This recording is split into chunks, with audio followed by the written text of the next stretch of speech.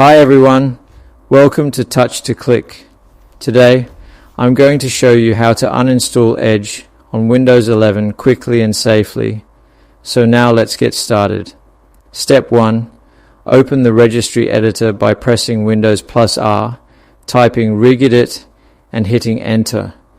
This tool allows you to access and modify system settings, which is necessary for removing Edge.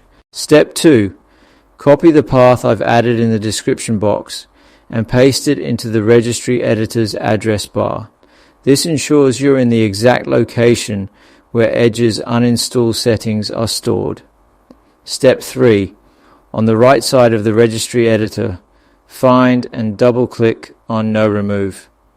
This entry controls whether Edge can be removed, so it's important to edit it. Step 4. Change the value data from 1 to 0 and click OK. Changing this value allows Windows to let you uninstall Microsoft Edge. Step 5. Close the Registry Editor completely. This saves your changes and prevents accidental modifications to other system settings.